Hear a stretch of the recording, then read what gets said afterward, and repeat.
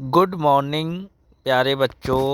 आज हम इतिहास विषय के पाठ नंबर 10 विद्रोही और राज्य। पाठ का नाम क्या है बेटा? विद्रोही और राज्य।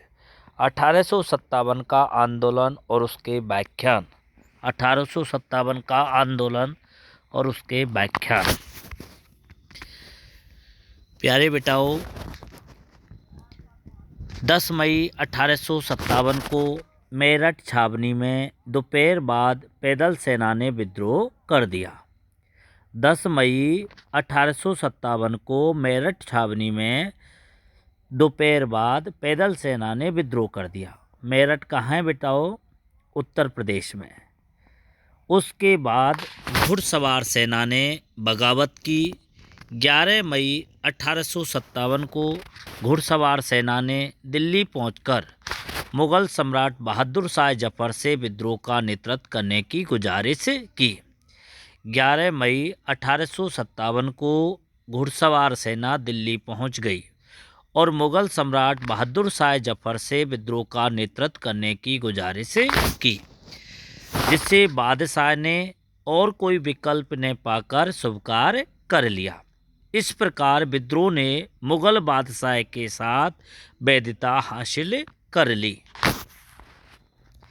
विद्रोह का ढर्रा। विद्रोह का ढर्रा। हर छावनी में विद्रोह का घटनाक्रम एक समान था। विद्रोह का घटनाक्रम एक समान था। जैसे जैसे खबर फैलती गई, सिपाही विद्रोह करते गए। जैसे जैसे खबर फैलती गई, सिपाही विद्रोह करते गए। सैन्य विद्रोह की शुरुआत। सैन्य विद्रोह की शुरुआत। सिपाहियों ने किसी न किसी विशेष संकेत के साथ अपनी कार्रवाई शुरू की। कहीं बिगुल बजाया गया, कहीं तोप का गोला छोड़ा गया।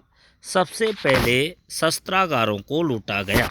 सबसे पहले जो शस्त्रागार, जहाँ पर शस्त्र रखे हुए थे, उनको लूटा गया। सरकारी खजानों पर कब्जा किया गया।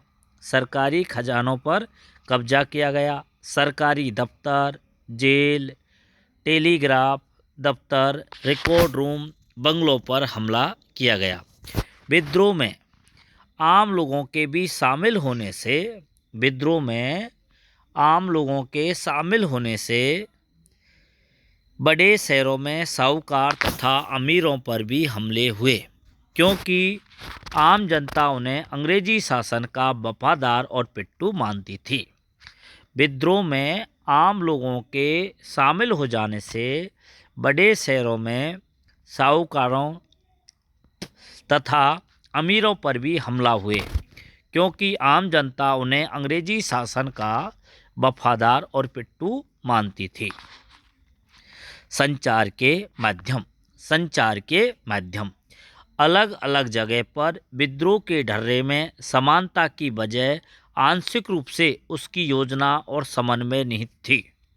अलग अलग जगह पर विद्रोह के ढर्रे में समानता की बजाय आंशिक रूप से उसकी योजना और समन्वय में निहित थी। जैसे एक छावनी से दूसरी छावनी में सिपाहियों के बीच अच्छा संचार बना हुआ था। एक छावनी से दूसरी छावनी में सिपाहियों के बीच अच्छा संचार बना हुआ था। विद्रोह में एक योजना और समन्वय था। क्या था? एक योजना और समन्वय।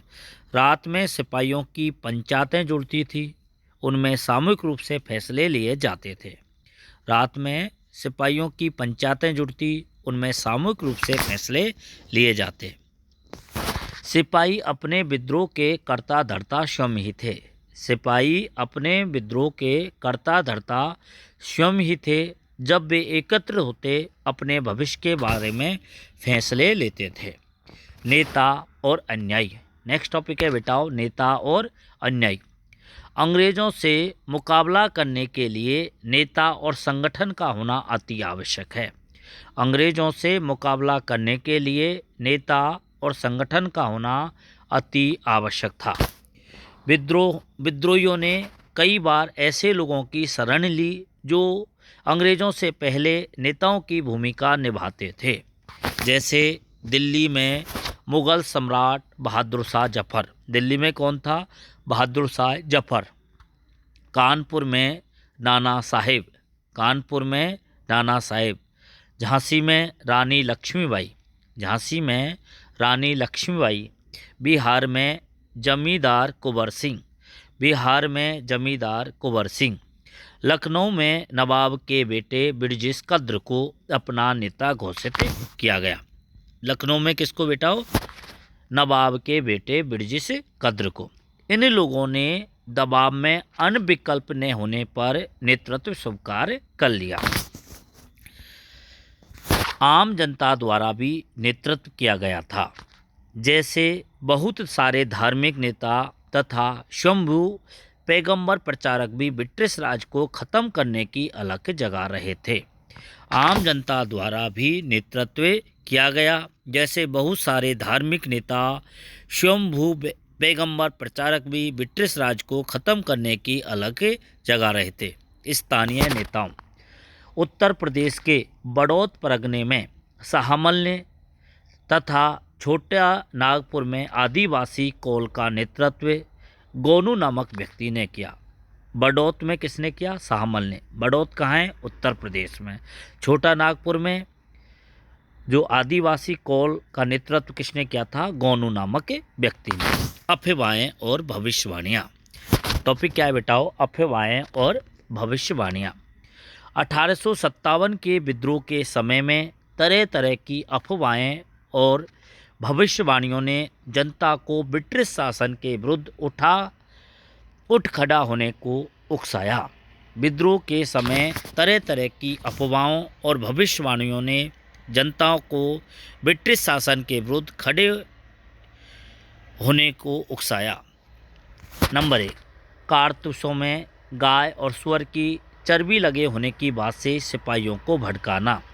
कारतूसों में गाय और सुअर की चर्बी लगे होने की बात से सिपाहियों को भड़काना। बाजार में मिलने वाले आटे में गाय और सुअर की हड्डियों का चूरा मिला होना। बाजार में मिलने वाले आटे में गाय और सुअर की हड्डियों का चूरा मिला होना। इस भविष्यवाणी ने भी लोगों को विद्रोह के लिए प्रेरित किया था कि प्लासी के युद्ध के 100 साल बाद या 100 साल होते ही 23 जून 1857 को अंग्रेजी राज्य खत्म हो जाएगा। प्लासी का युद्ध कब हुआ था? 1757 में। उस युद्ध के 100 साल होते ही 23 जून 1857 को अंग्रेजी राज्य खत्म हो जाएगा। क्या क्या भविष्यवाणी थी बेटाओ? एक तो कारतूसों में गाय और सुअर की चर्बी का लगा होना, दूसरा आटे में गाय और सुअर की हड्डियों का चूरा मिला होना, और प्लासी युद्ध के 100 साल होते ही 23 जून 1857 को अंग्रेजी राज खत्म हो जाएगा। गांव गांव में चपातियाँ बांटी। गांव गांव में क्या बांटी? चपातियाँ। रात में एक आदमी गांव के चौकीदार को एक चपाती देकर 5 और चपाती बनाकर अगले गांवों में पहुंचाने का निर्देश दे जाता था। रात में एक आदमी गांव के चौकीदार को एक चपाती देकर 5 और चपातियां बनाकर अगले गांवों में पहुंचाने का निर्देश दे जाता। लोग इसे किसी आने वाली उथल पुथल का संकेत मान रहे थे। लोगों द्वारा अफवाहों में विश्वास। टॉपिक क्या है बेटाओ? लोगों द्वारा अफवाहों में विश्वास। अफवाहें तभी फैलती हैं जब उनमें लोगों के दिमाग और मन के अंदर छिपे हुए डर की आवाज़ सुनाई देती है। जब उनमें लोगों के दिमाग और मन के अंदर छिपे हुए डर की आवाज़ सुनाई देती है। 1857 की अफवाहों के विश्वास के पीछे 1820 के दशक से अंग्रेज़ों द्वारा किए गए अनेक कार्य थे।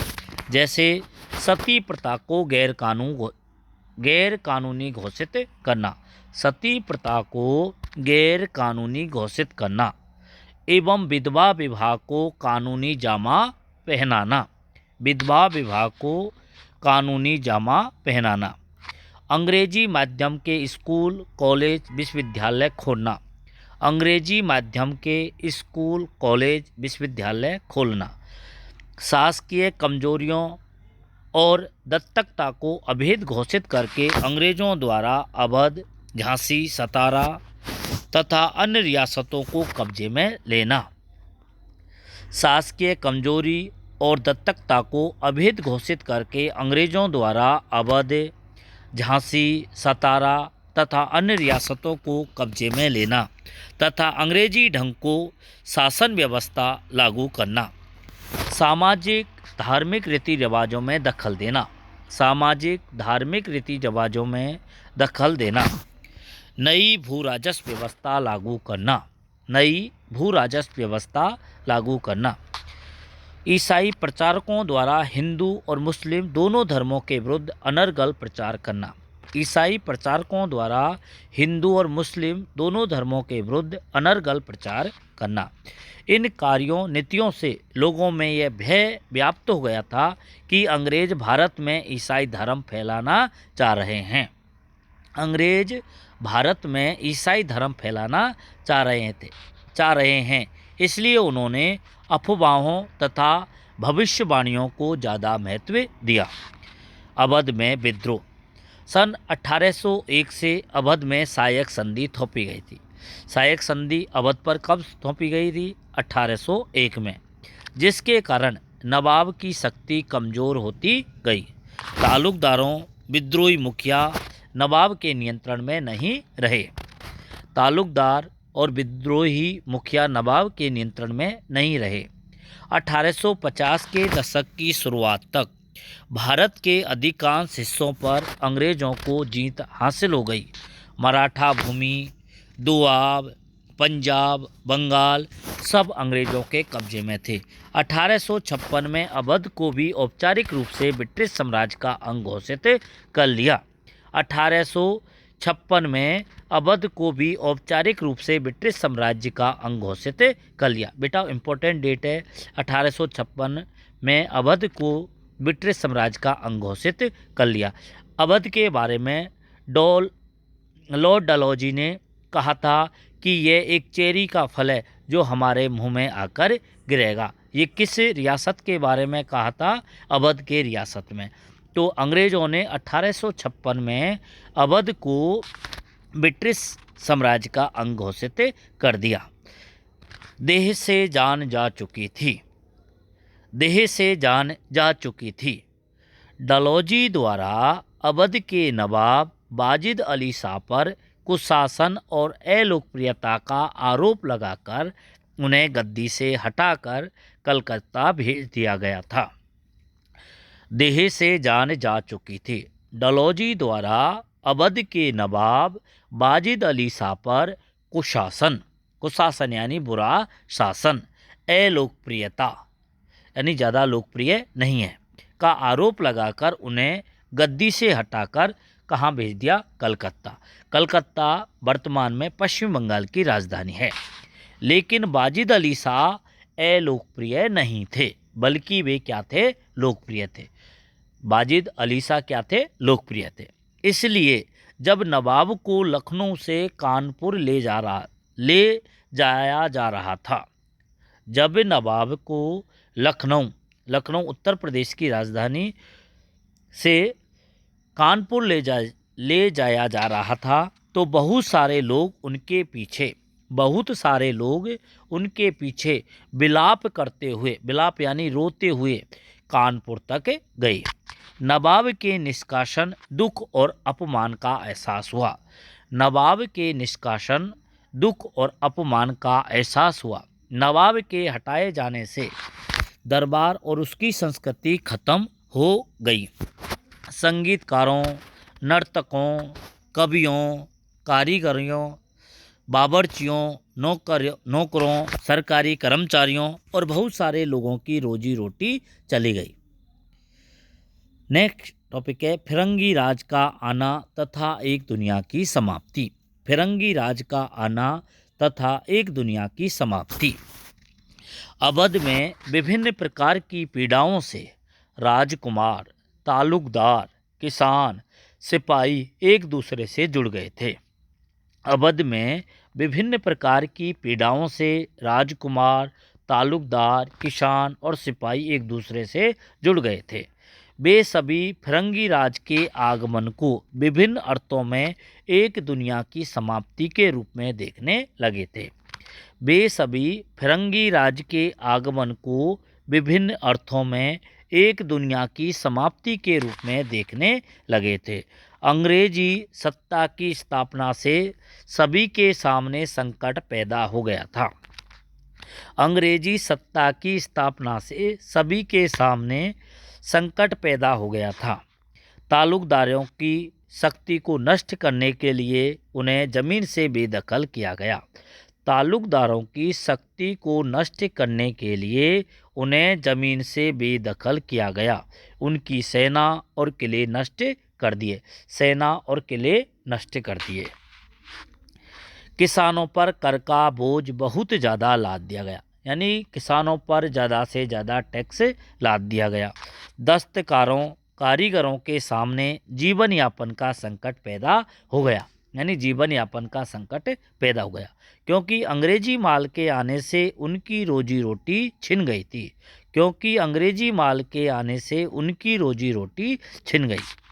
तालुकदारों की सत्ता छिनने से एक पूरी सामाजिक व्यवस्था भंग हुई थी। एक पूरी सामाजिक व्यवस्था भंग हो गई। सिपाहियों को कम वेतन मिलता था, समय पर छुट्टियां नहीं मिलती थी। सिपाहियों को कम वेतन मिलता, समय पर छुट्टियां नहीं मिलती। इन कारणों से सिपाही भी असंतुष्ट थे। विद्रोह से पूर्व सैनिकों और गोरे अफसरों के बीच मैत्रीपूर्ण व्यवहार था, लेकिन 1840 के दशक में यह व्यवहार बदलने लगा। अफसर सैनिकों के साथ बदसलूकी करने लगे। अफसर सैनिकों के साथ बदसलूकी करने लगे। दोनों के बीच दूरियां बढ़ने लगी। क्या बढ़ने लगी बेटा? दूरियां। उत्तर भारत में सिपाहियों और ग्रामीणों के बीच गहरे संबंध थे। उत्तर भारत में सिपाहियों और ग्रामीणों के बीच गहरे संबंध थे।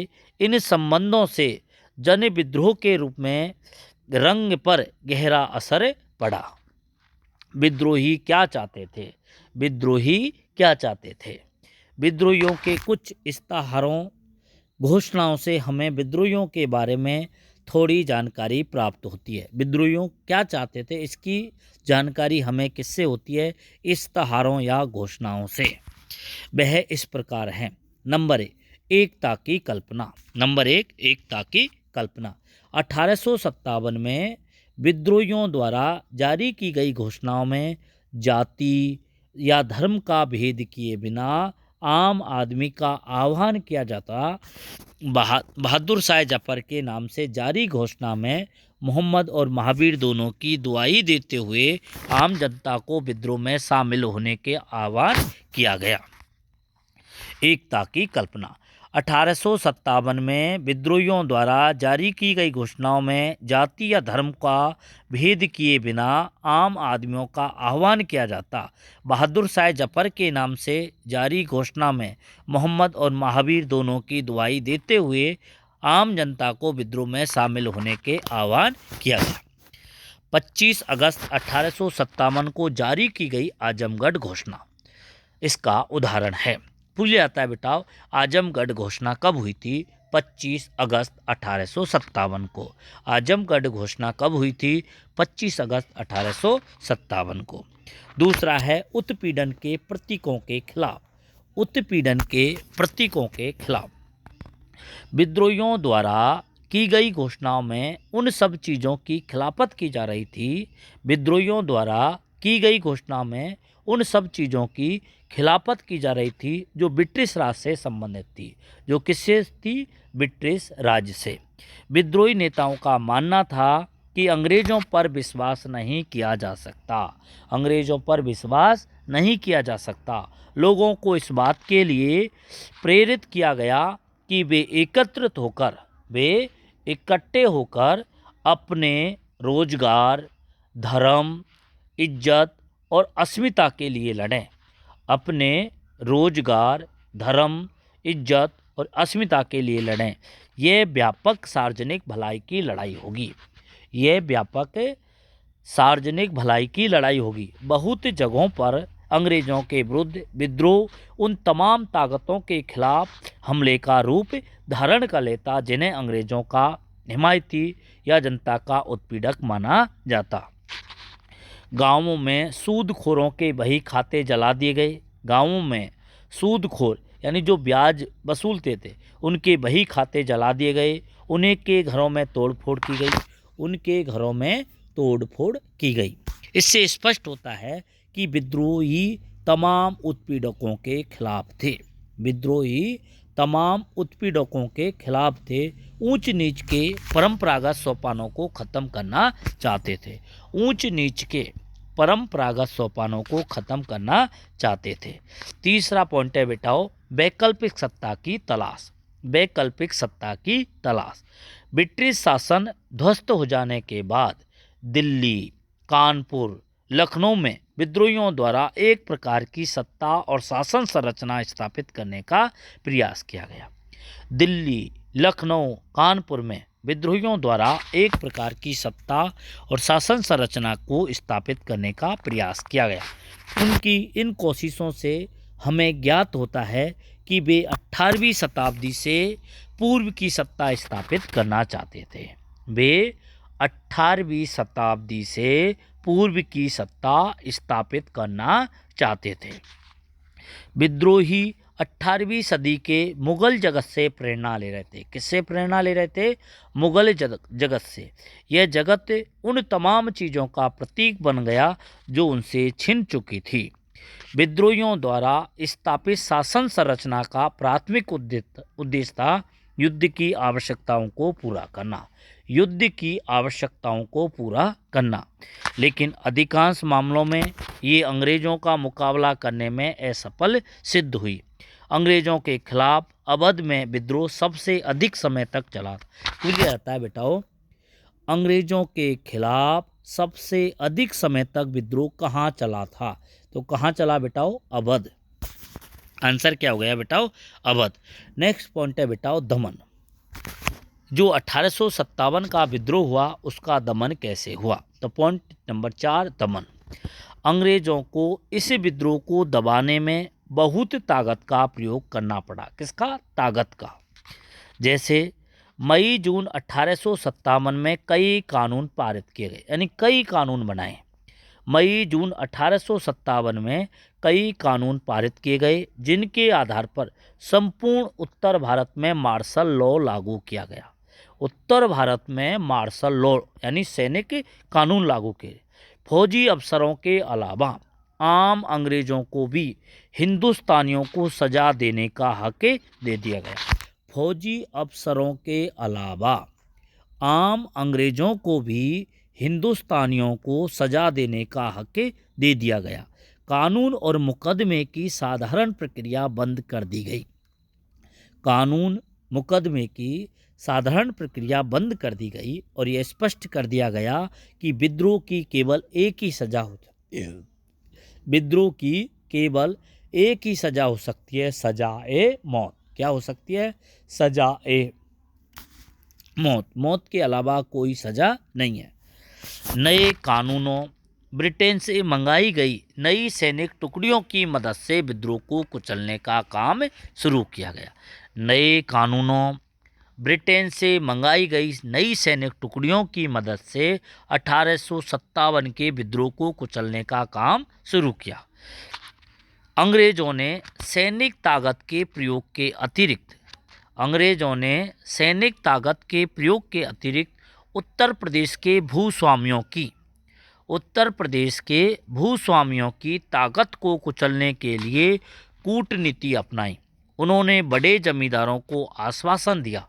अंग्रेजों ने बड़े जमींदारों को आश्वासन दिया कि अंग्रेजों का साथ देने पर उन्हें उनकी जागीर लौटा दी जाएंगी। अंग्रेजों का साथ देने पर उन्हें उनकी जागीर लौटा दी जाएंगी। अंग्रेजों के प्रति वफादारी दिखलाने वालों को पुरस्कृत किया गया। अंग्रेजों के प्रति वफादारी दिखाने वालों को पुरस्कृत किया गया।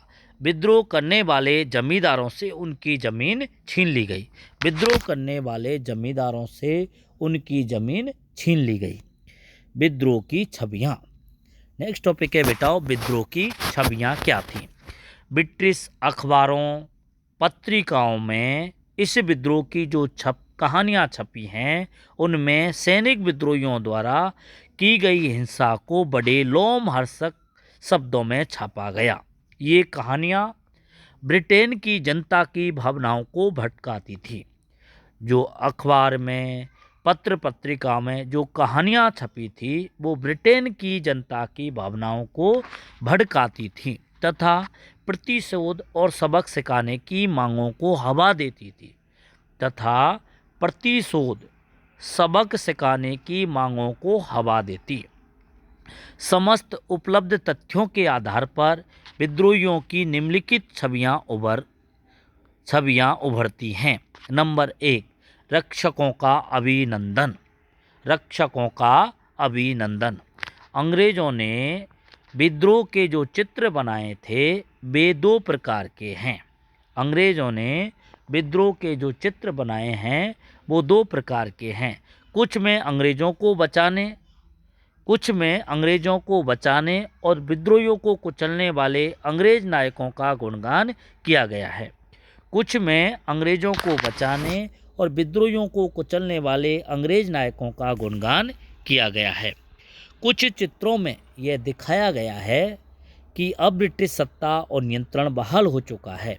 कुछ चित्रों में यह दिखाया गया है कि अब ब्रिटिश सत्ता और नियंत्रण बहाल हो चुका है। इनसे यह लगता है कि विद्रोह खत्म हो चुका है और अंग्रेज जीत चुके हैं। अंग्रेज औरतें ब्रिटेन की प्रतिष्ठा। नंबर 2, अंग्रेज औरतें ब्रिटेन की प्रतिष्ठा।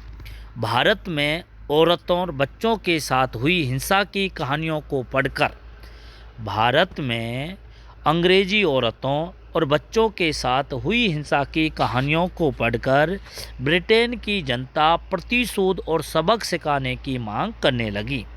ब्रिटेन की जनता प्रतिशोध और सबक सिखाने की मांग करने लगी। कलाकारों ने सदमे और पीड़ा को अपनी चित्रात्मक अभिव्यक्तियों के द्वारा इन भावनाओं को रूप दिया। इन चित्रों में विद्रोहियों को हिंसक और बर्बर बताया है। ब्रिटिश टुकड़ियों को रक्षक के तौर पर बढ़ते हुए तथा अंग्रेज औरतों को विद्रोहियों के हमले से बचाव करने वाली वीरता की मूर्ति के रूप में दिखाया गया है। अंग्रेज औरतों को विद्रोहियों के हमले से बचाव करने वाली वीरता की मूर्ति के रूप में दिखाया गया है। तीसरा पॉइंट है बेटाओ, प्रतिशोध और सबक। जैसे जैसे ब्रिटेन में गुस्से और शोक का माहौल बनता गया,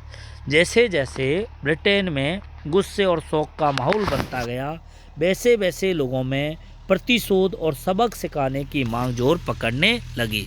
ब्रिटिश प्रेस में असंख्य दूसरी तस्वीरें और कार्टून थे जो निर्मम दमन और हिंसक प्रतिशोध की जरूरत पर जोर दे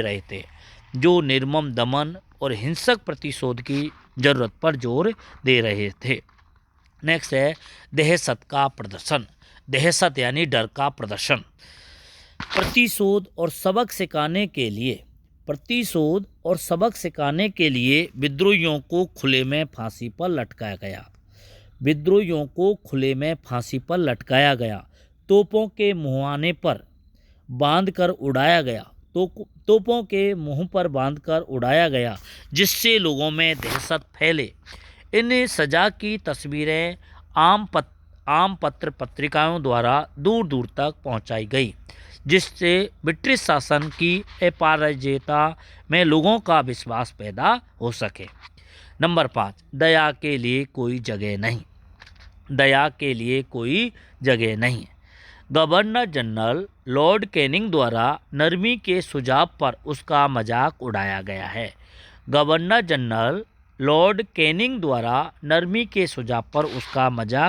गया है।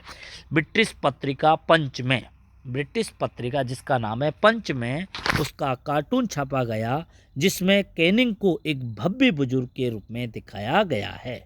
कैनिंग को कैसा दिखाया गया बेटाओ? भव्य बुजुर्ग के रूप में, जो एक विद्रोही सैनिक के सिर पर हाथ रखे है, जो एक विद्रोही सैनिक के सिर पर हाथ रखे है।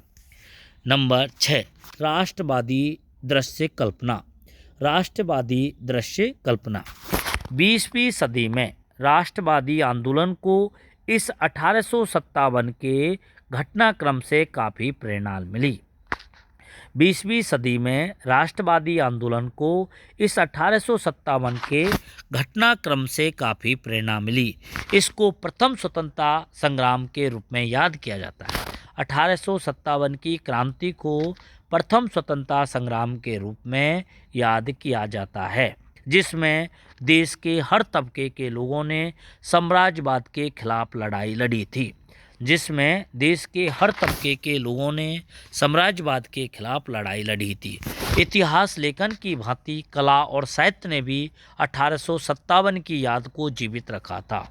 इतिहास लेखन की भांति कला और साहित्य ने भी 1857 के याद को जीवित रखा। विद्रोह के नायक नायिकाओं पर कविता लिखी गई।